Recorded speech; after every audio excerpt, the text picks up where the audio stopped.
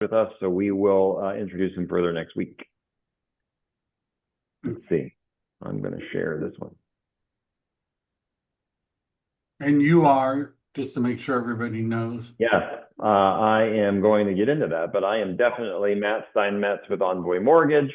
And let's just get to that slide real quick.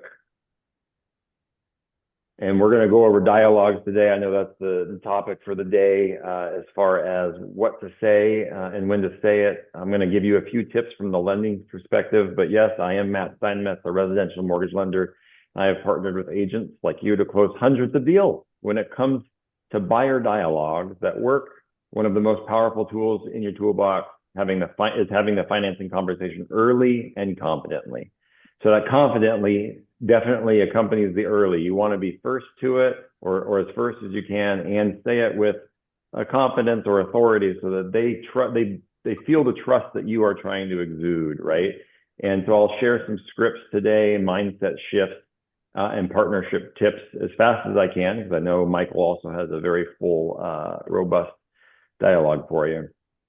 We'll go over engaging the buyers in financing discussions early and how to pave that way of that conversation. And some mindset shifts and scripts, as I said, how to engage in that partnership strategy with the lender.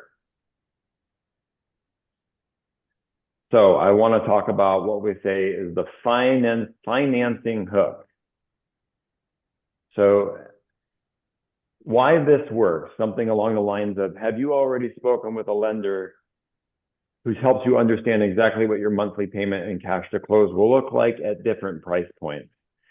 A lot of people, when they walk in your open house, they're going to say, I'm already pre-approved, or I've already spoken to a lender. Or one of my favorite ones I heard recently was that they had their financing people on the ready, right? Like they were just waiting for the call to say, I'm ready to make an offer, and everything was going to be handled. And of course, that's ridiculous, because we know, if you've done this at least once or twice in your life, that there's paperwork, there's questions, there's often a little bit of turbulence, even on very vanilla paper financing. Questions can just come up. On my own, for example, I'm pretty well organized in my finances, but when I went to buy a house, I had a child support, yeah, thanks for laughing, a child support claim on my credit report for something up in Seattle, which clearly had nothing to do with me, but the person had my same name, right? So that can come up. I had to work through the courts to clear that so that I could purchase my house. So even on well-qualified people, hurdles can come up, and it's best to attack those things early on and make sure that they're ready to buy in a confident manner. So this is why you need a script to get them in front of us, your lender, to help you understand, help them understand exactly what's happening, exactly what their monthly payments are. Nothing is worse than getting a client in contract and having them cancel because they didn't realize how much cash to close they would need or what the payments would look like. We all assume that people are tied into the market and what they think their payments are going to be because it's so readily available on the internet.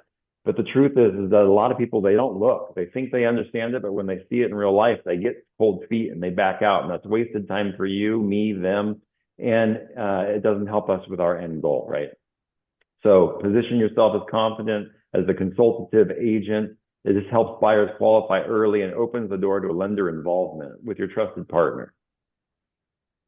So the pro tip for qualifying buyers, instead of asking, are you pre-approved? When someone walks in that door and you're talking to them, what did your lender say about your max qualifying, about the payments you're comfortable with, about the cash to close, about anything, right? Whatever questions might come up organically in that conversation, you want to ask them a question that makes them answer besides yes or no. This helps educate buyers early on. It sets realistic expectations and enhances your credibility by looking like an expert partner.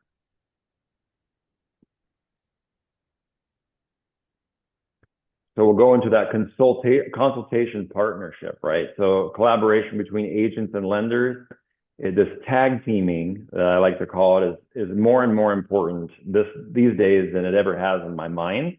I'm seeing it have more success in closings and client communication and pull through when both the agent and the lenders are working together to contact these clients motivate them, get what's needed to have them move forward. So collaboration is important, and the earlier you get that started, the better. It helps give everybody certainty through the process. And of course, we all want that because nobody wants to waste their time. So an agent script for consultation, how about something like my lender partner, Matt Steinmetz, has a simple way to break down not just the pre-approval, but a monthly affordability plan and what to expect from underwriting. Can I loop them in or him in or her in or set up a time for 10 minutes? This 10 minutes, I like to say 10 to 15 minutes, but 10 minutes is a good start if they seem a little iffy. Really, that's what we need. It's a very high level verbal pre-qualification that gives us a really good idea as to whether or not we should even talk about an application or if there's something we need to address up front. If the very beginning of that conversation is, I think my credit score is below 500, we're not going to talk about application and cash to close and where the gift is coming from and all those things because it's a moot point until we get that credit score up. So 10 minutes is a very good start. If you can get them to commit to that, and yes, if I know you're at an open house or having a client meeting, I can put aside 10, 20 minutes for you to loop me in on a three-way call or even a Zoom call. So we're happy to accommodate in many ways, and I'll definitely be able to share my link so that you can just schedule with me on the fly. The importance of educating buyers is obvious, but I'll just say it, right? The consultation helps set realistic expectations regarding financing, what they're able to afford, what they want to afford, and it gives you more credibility.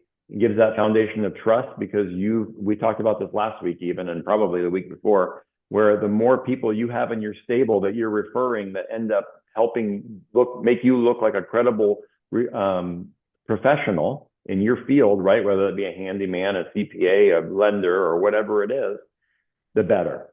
So you're establishing trust while selfishly and selflessly getting these people ready to purchase.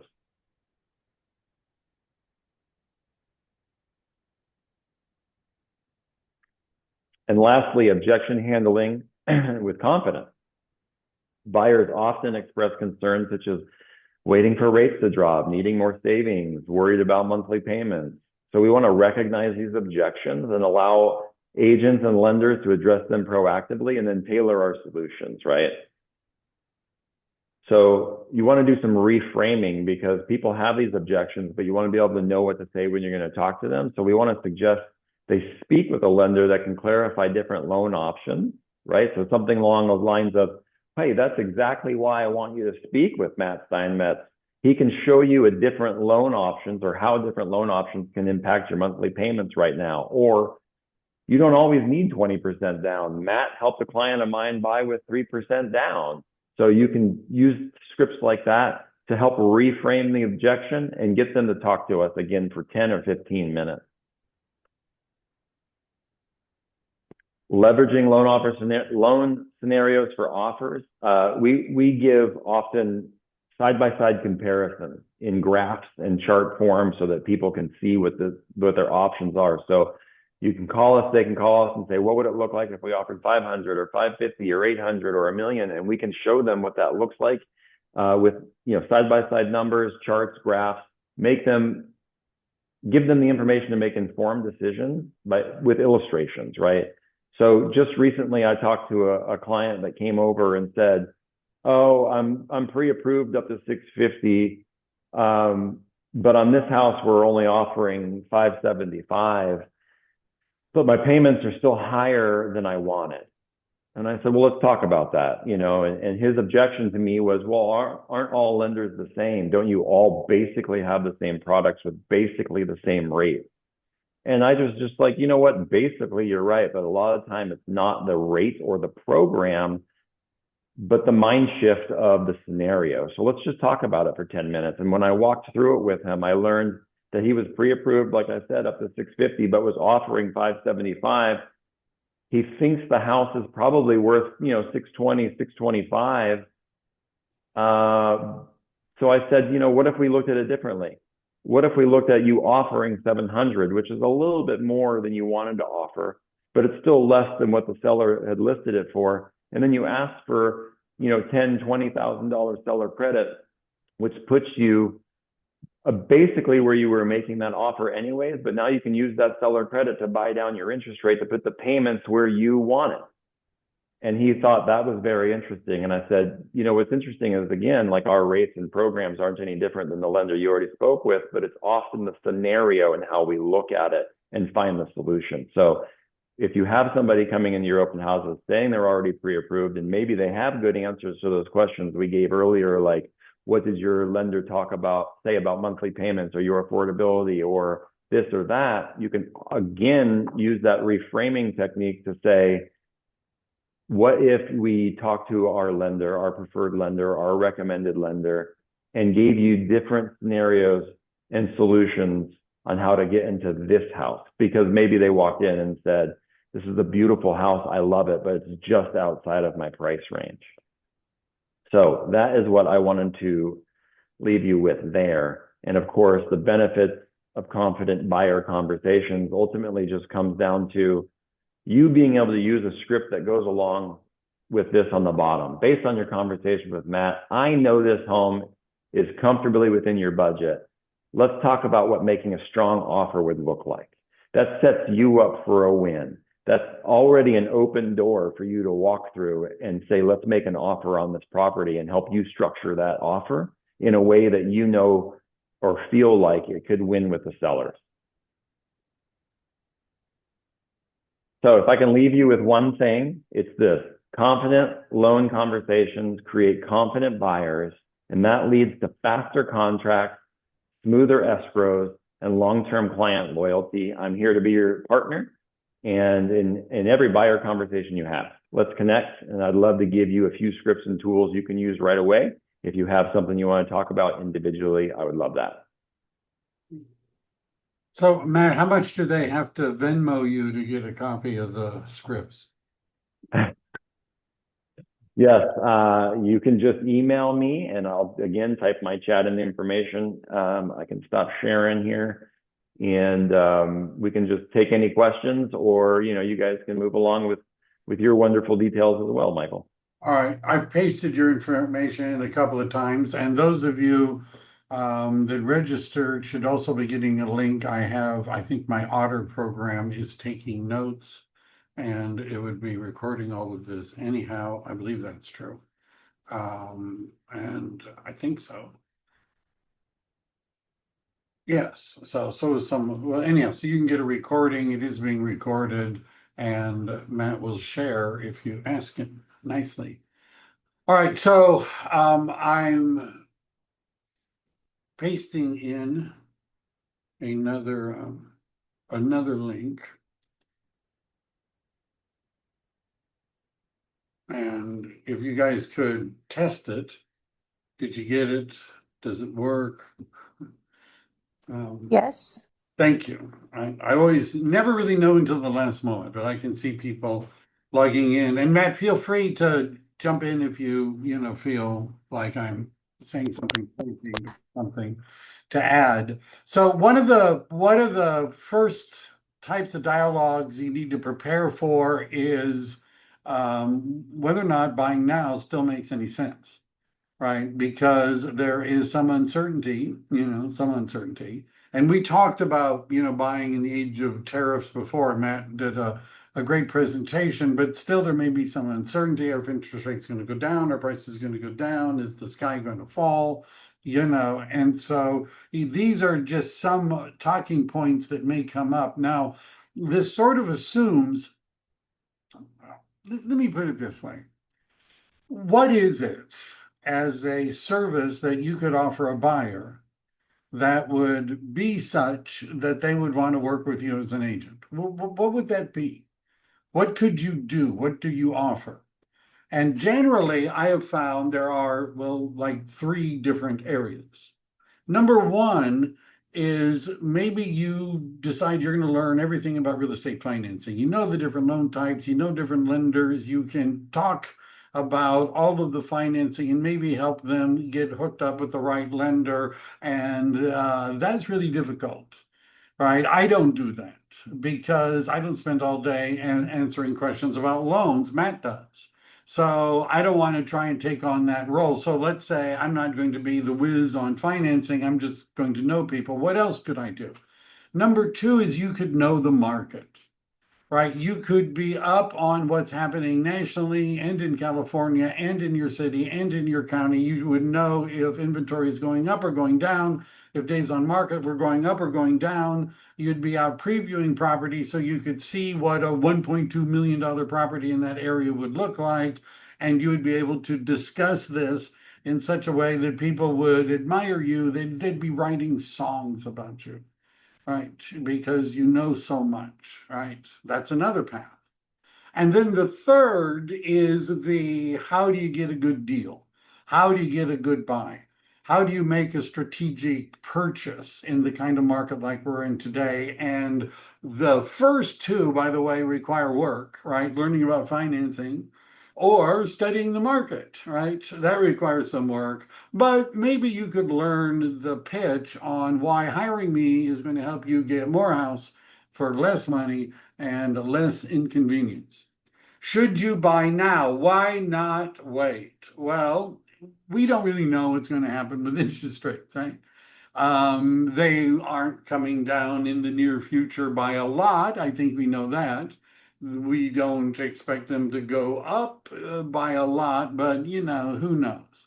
So the question really is when somebody says, well, maybe we should wait, are you sure that the amount it could drop would offset the amount that prices are rising and missed opportunities and all of that other, I mean, are you sure it's going to offset?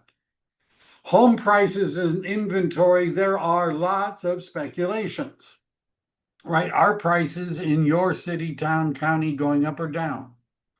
Your multiple listing service has the data that would tell you that. You could run what happened today, what the median price was, what the average days on market was, and you could be up on that. But for the state of California, the California Association of Realtors has predicted a 4.6% rise in the median price. Now, when I'm talking to buyers, I round that to 5% because I'm not really, great at math, but I can do 5%, right? Because I can take 10% and then cut it in half, right? I can do that, right? I don't even have to take my shoes off to get to that, right? So if it's an $800,000 property and it appreciates at 5% a year, that's $40,000, right? That next year it's going to cost them to buy the same house they could have bought this year. And then that compounds over time, right? So there's more inventory, which is a good thing if you're a buyer. But right now, in most areas, we're not seeing price drops. But there's predictions. You should study the market. You also can lock in your housing costs because 30-year fixed rate loan, Proposition 13 limits how much your property taxes can go up. You sort of locked it in, but rents can go up a lot, right? As much as 10% a year under the, rent cap. And then long term, Will Rogers said that buy land, they ain't making any more of it. And I've actually said to people, what do you think? When people are retiring and they're reflecting back on their lives and they're thinking about real estate opportunities that they had over all the time they've been alive, what do you think they say? Do you think they say, oh, we shouldn't have bought that house 40 years ago, right? And so we shouldn't have done that, right? That was a big mistake. Do you think that's what they say? Or do they say we should have bought more sooner? And that's what they say. And then, of course, it's whether or not they qualify, and now is the time for them and all that. My preference is that they talk to the lender before they talk to me in any great detail. I'll have a short conversation, but that's just to set up for them to talking to the lender because you find out, you spend an hour explaining all the great things you're going to do to help them find a home. And it turns out they're unemployed, recently bankrupt, and convicted arsonists, right?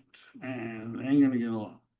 And so I would rather have Matt find that out. Anyhow, so any questions about that? You should prepare in advance, right? Like Machiavelli wrote, in time of peace, prepare for war, right? You should expect people are going to ask you questions about this. And it would be good to plan now what you're going to say, right, rather than wing it. Michael Pine has raised his hand. How you doing, Michael? Hello, sir. Doing well. How are you? Good. Quick question for you. So, in instances where there's a general idea, you're probably not going to be able to convince them right this second, right this month, because they have a lease that's expiring later in the year, and they want it to coincide with when their renting ends. So, if somebody's looking in October. When is the best time to be far enough from today, but soon enough to get the business? So they can get out of their lease much of the time. And the reason is, first of all, there may be demand for the unit. And second, if they give up, when they give up the lease, the landlord can re-rent it at market rate rather than the rent cap rate that they're probably paying now. Right. And so the landlord might say, I'd love to start this a few months early, right? Because they can reset the rent to a much higher rate. So you just ask. Plus, if they break the lease, the landlord is required to mitigate damages, which means find another tenant. And some of the places have waiting lists of people that want to get in, which means the landlord doesn't miss any rent, which means there's no damages. Got it. All right. But I've had a lot of people get out of their lease. Michael, the other thing is take what the rent would be for that term that they still have, and look at that dollar amount versus if they buy now or they wait 6 or 7 months. Right. Yeah, you could say at the appreciation, what I believe is that they have to find their home. And once they find a home they really like, they'll do stuff they said they would not do in order to get it. Right. But anyhow, so you're going to know the market, right? So you're going to be able to converse with people about what's happening in your market, days on market, median price, average price, going up or down, all that sort of stuff, right? So this is now about the why you could get a good deal, a better deal if you work with me and have me represent you. And this comes into the buyer consultation.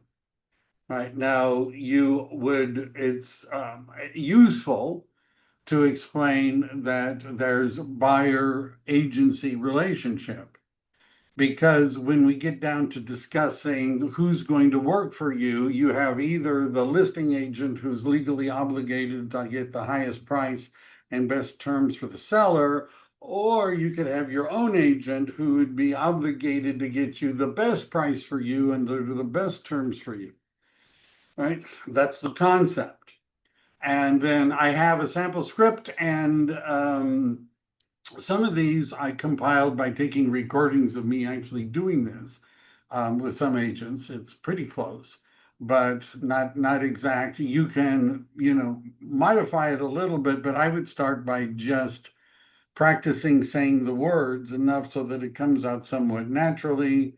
I've taken the liberty of compiling a list of properties that match the criteria based on our previous conversations. They're oftentimes a lot more eager to look at properties with you. And by the way, I typically do this on Zoom because we could share screens or Google Meet or something like that, so I can show them on the MLS what's available in the areas that they're interested in. There's also this dialogue that you can have about properties that aren't in Zillow, which we're going to talk about, which most MLSs have them.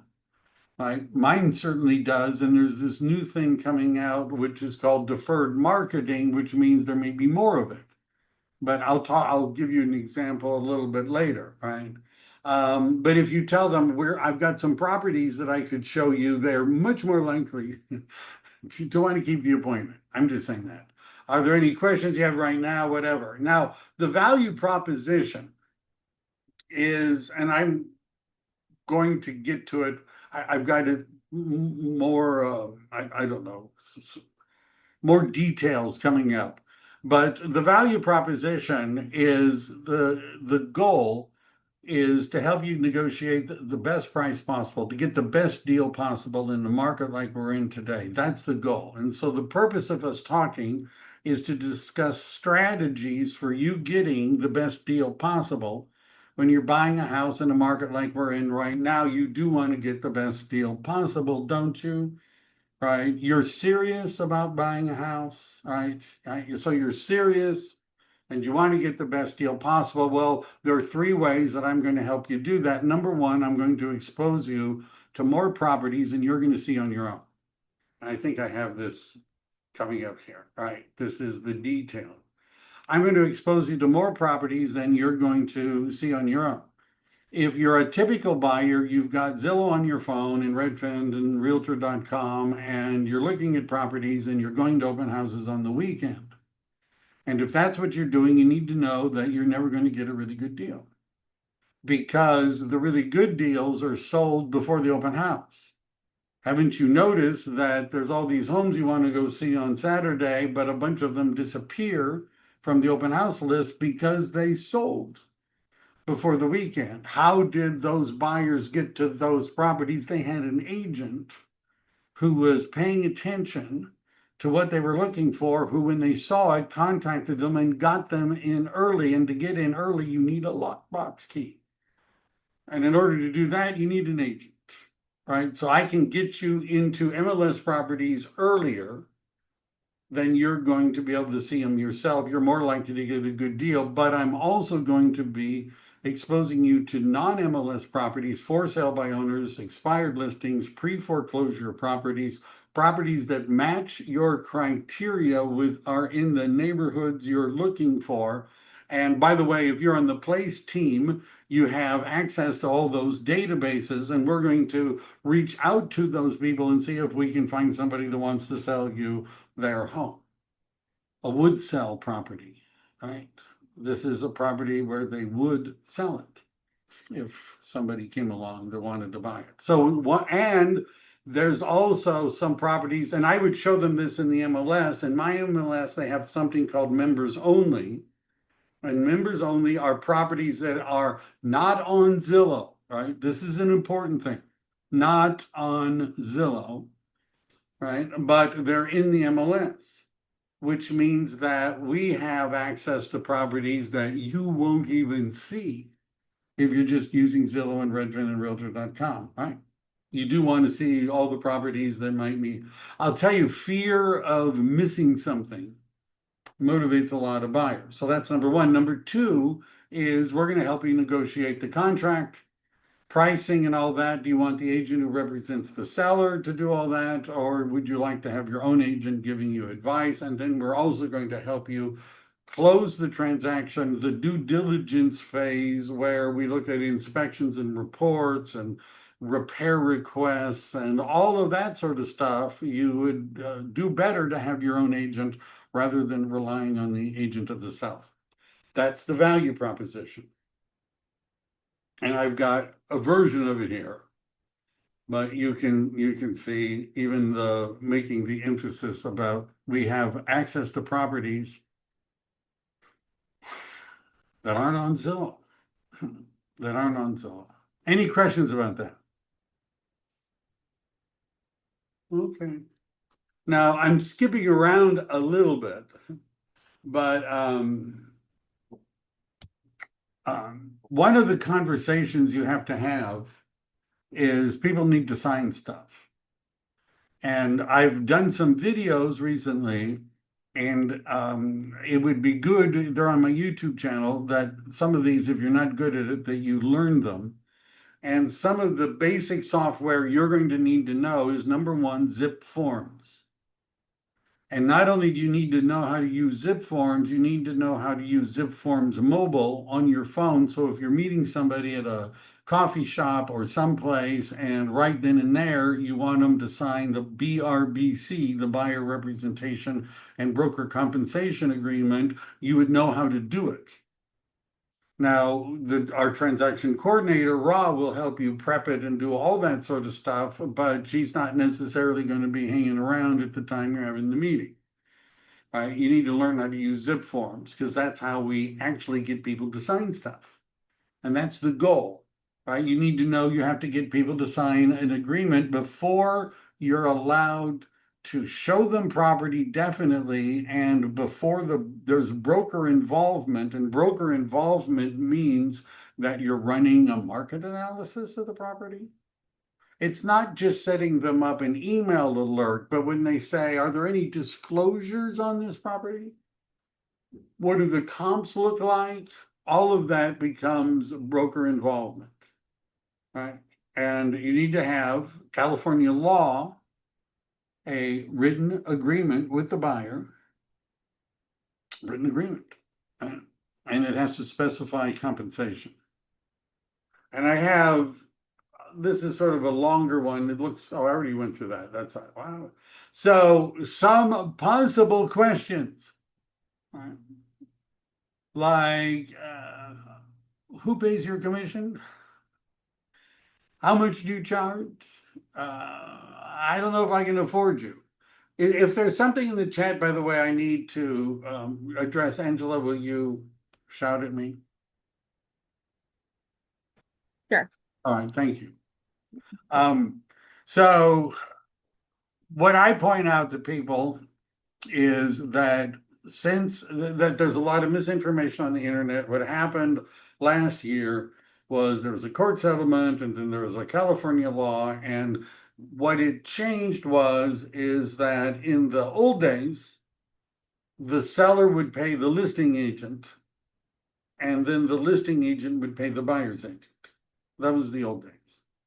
And so what's changed is that the middleman, the middle person, as it were, has been eliminated in that the listing agent is no longer involved in that part of it, and the seller pays the buyer's agent compensation directly. It just doesn't go through the listing agent. Now, it also can't be stated in the multiple listing service how much it is. As a rule. That doesn't mean that the sellers don't want to pay it. It doesn't mean that the sellers don't pay it. It doesn't mean that they don't see the advantage of paying it. It just means it can't be in the multiple listing service.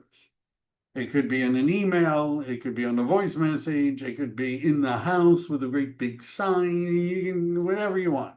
You just can't put it in the MLS. You understand that? So what's happened since it's gone into effect, and we've had hundreds of transactions, in every case so far, the seller has paid the buyer's agent compensation through escrow every time.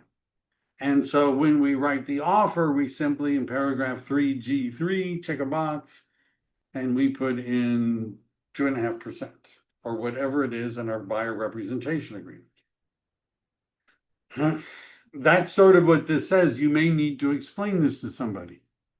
Now, am I locked in with this agreement? There are two ways of, and I have done recently a video on the BRBC, but there are two ways in which you can do that agreement. One is exclusive and one is non-exclusive.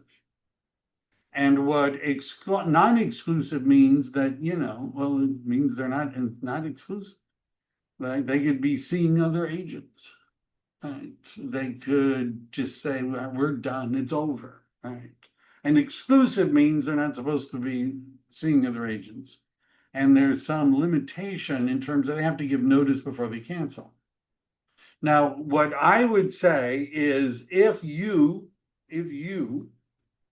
are willing to do all these other things, which I have listed here someplace, if you are willing to do all these things, like you're going to go and look for off-market properties for them, and you're going to do more than simply send them to open houses and let them tell you which house they want to buy, right? If you're just doing that, it's kind of hard to talk people in that they need to sign an exclusive arrangement with you because it doesn't really seem like you're doing much. Right, and you're not, right? But if you're going to actually help them find off-market properties, which is where the gold is, Right. That's where we had a case where the appraiser appraised the property at $125,000 more than the buyer paid for it. It was purchased off market, no multiple offers. Now, if they want you to do all this, they ought to make a commitment to work with you exclusively, right?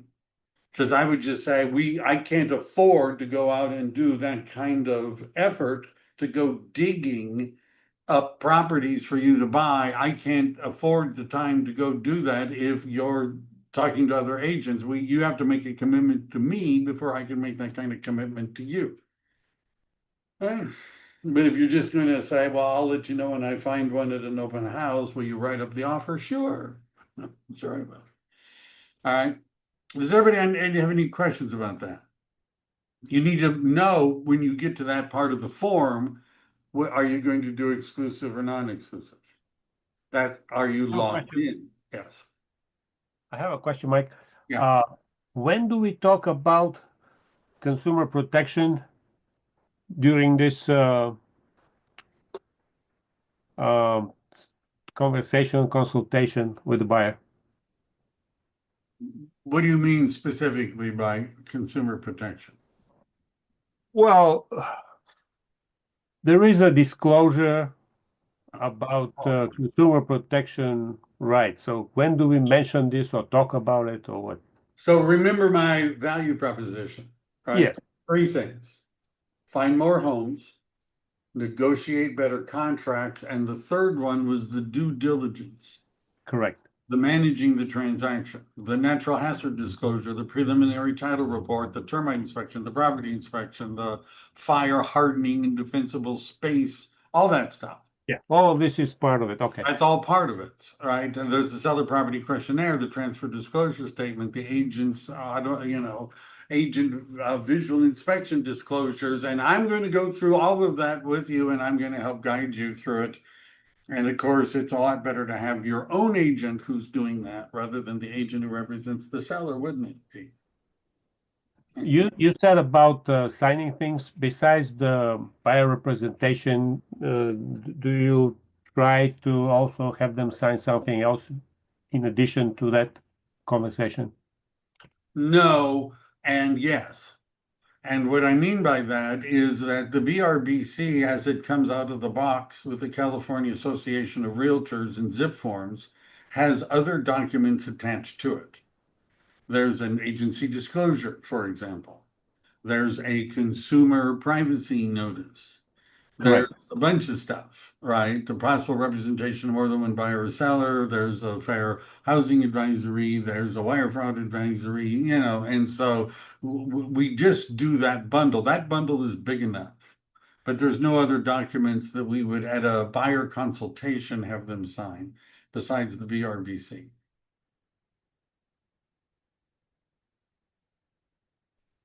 All right. Question. Was there a question? I heard a voice. Yeah, I have a question, Mike. Do we need to get the buyer to sign the agreement before sending them to the lender? No. I would say that's a very gray area. But referring somebody simply to a lender would not necessarily trigger broker involvement if meeting with the lender was part of an ongoing process that you use to qualify a buyer. Then it would be once you begin that process.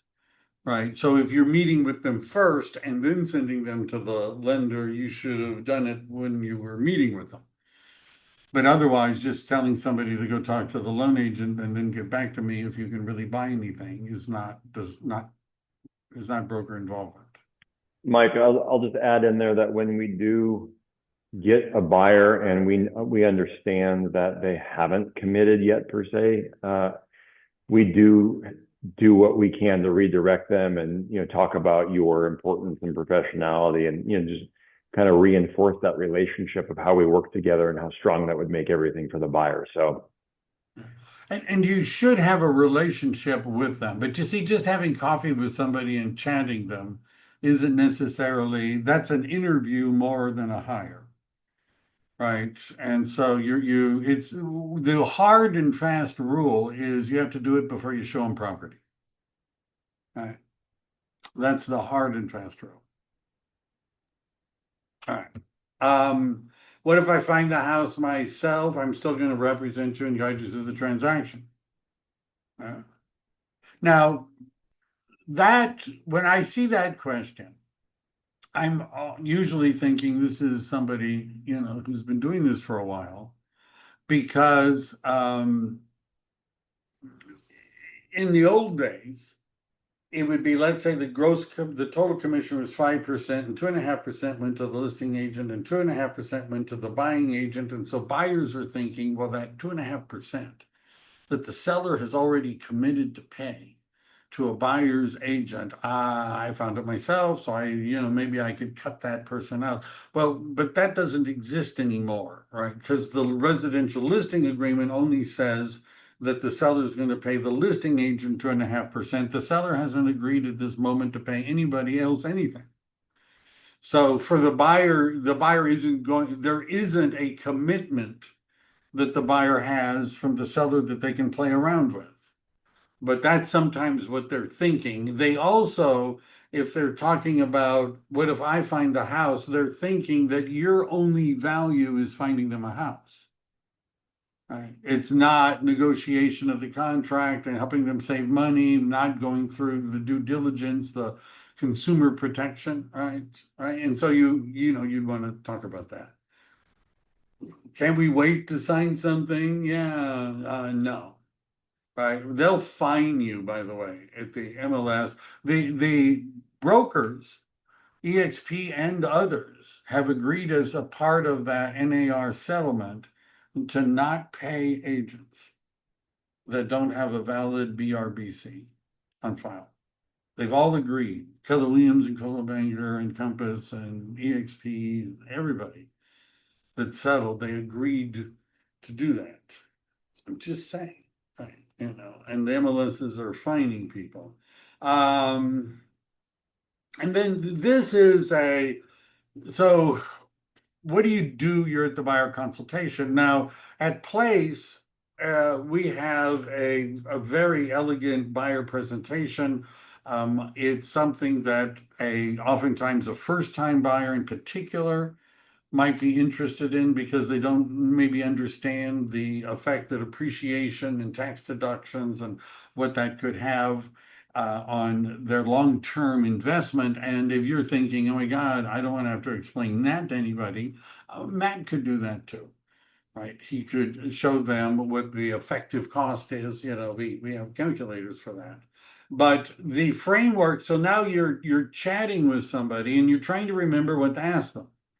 Right now, there are forms that we have that you could print out and take with you and write on, or you could remember there's a mnemonic device, LP Mama. And what that stands for is location and price, mortgage, agency, which is the value proposition. I see I need to do that. And then I talk about the buyer representation. I go into that a little bit more. So did I leave off one? I don't know. So it's location, price, mortgage, agency, Motivation. and what's the last A?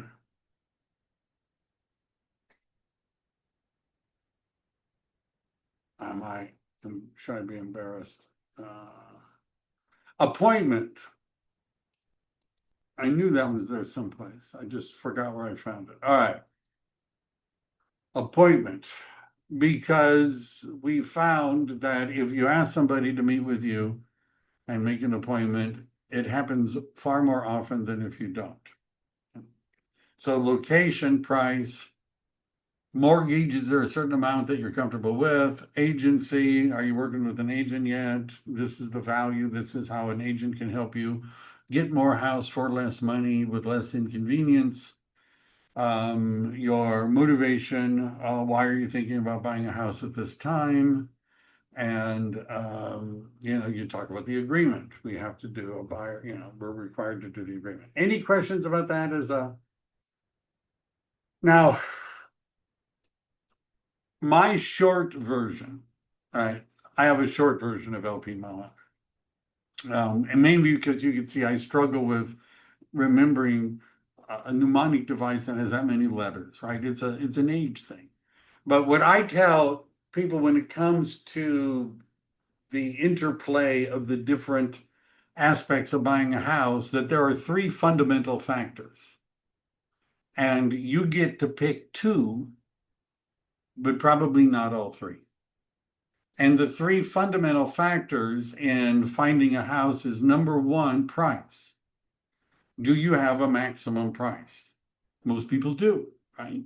Higher ceiling, but everybody's probably got one. What is that? What is the maximum price that you could be willing to pay for a property? That's one. Number two is area.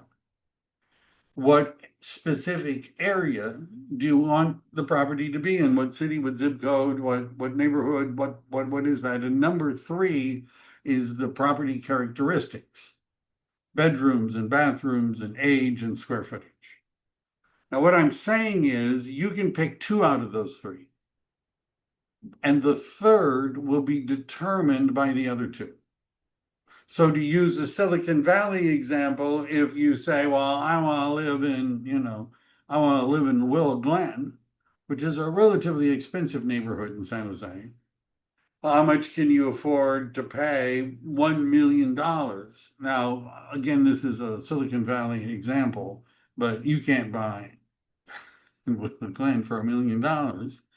So, okay, if those two are fixed, then now we're looking at condominiums. Oh no, I want a single family home. No. You only get to pick two.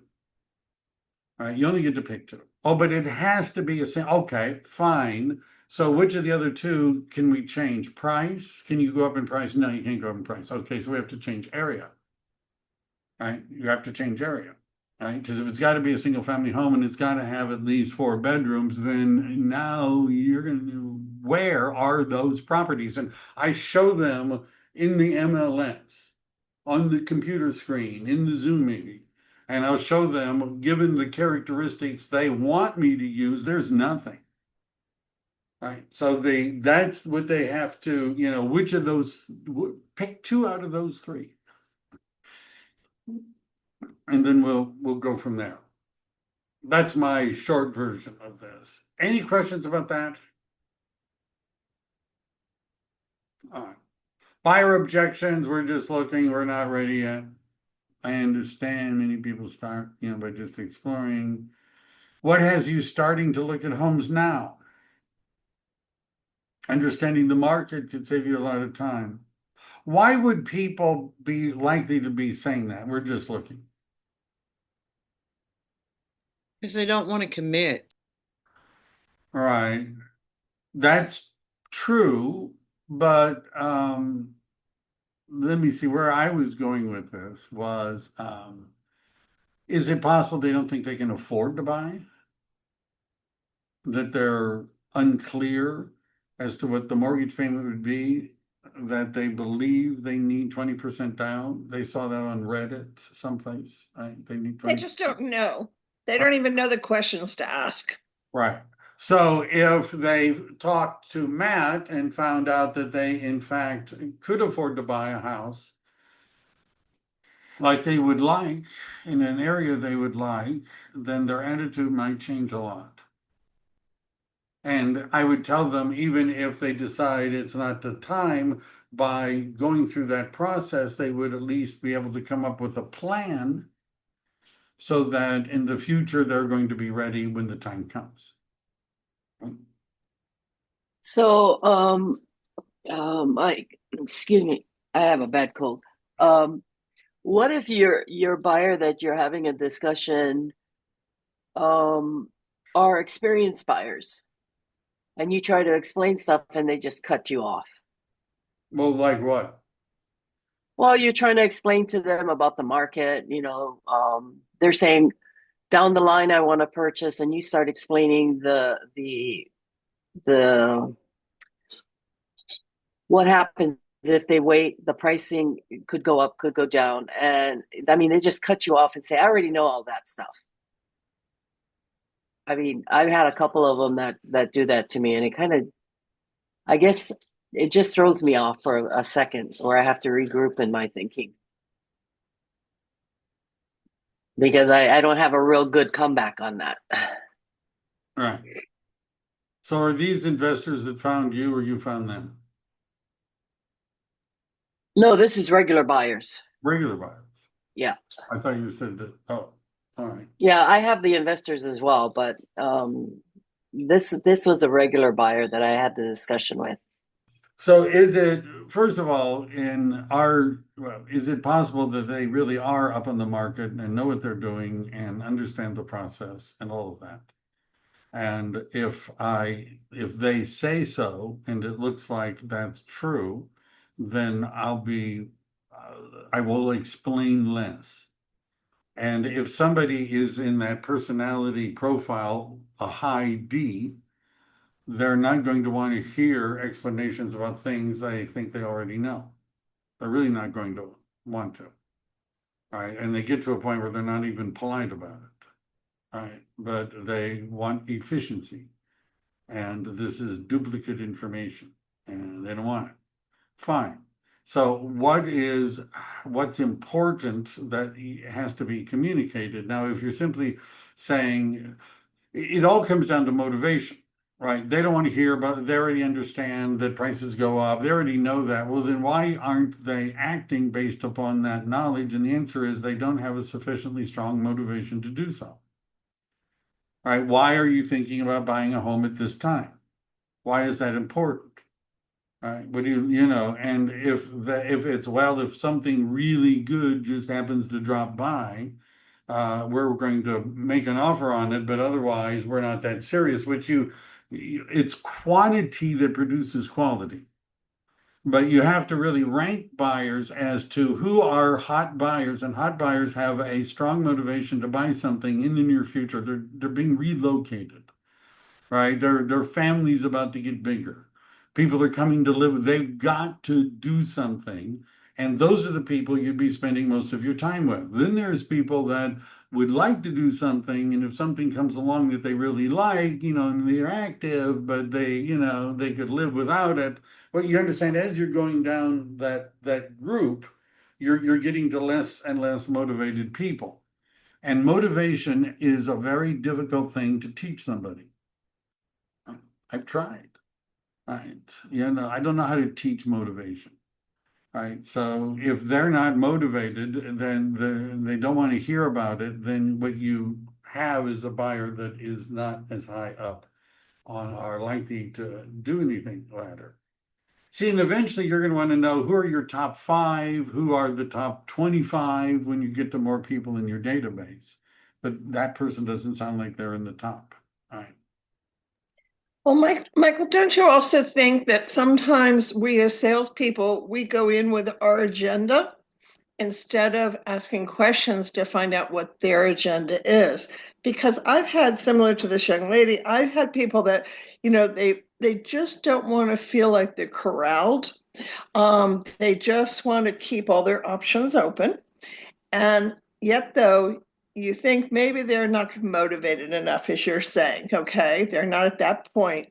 And all of a sudden, you call them maybe a month later or you drop them a note.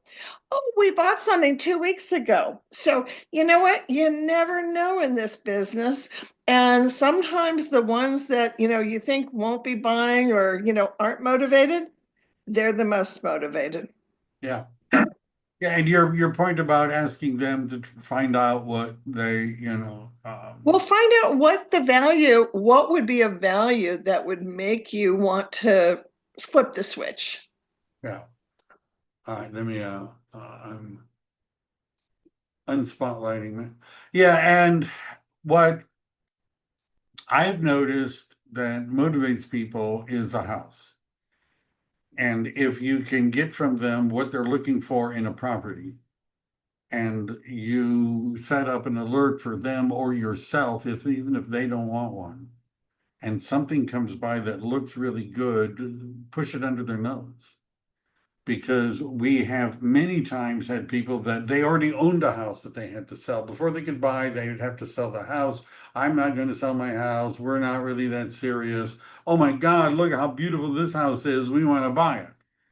Right, so now we have to scramble and get their home in the market. You know, everything changed pretty much when they saw this other house. So that's the best bait you have, other than, you know, they're changing their motivations. All right, any other questions? Should I look at the chats and see if there's anything there? I'm sure Angela would have mentioned it. Very good. All right, and there's oh, and tomorrow morning at 8 o'clock, place, the team will be hosting a presentation by Mr. Yun, Lawrence Yun, the chief economist of the National Association of Realtors. He's talking tomorrow at 8 o'clock. I would go there and watch it and learn. All right, any other questions? I'm calling it a day then.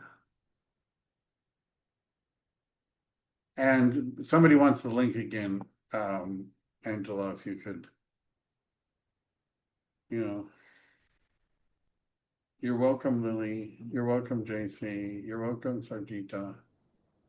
Test, whoever you are. And then that's a link, a QR code link in the chat. And then, there we go. And a bit.ly link. All right. Got to go too. Bye, everyone.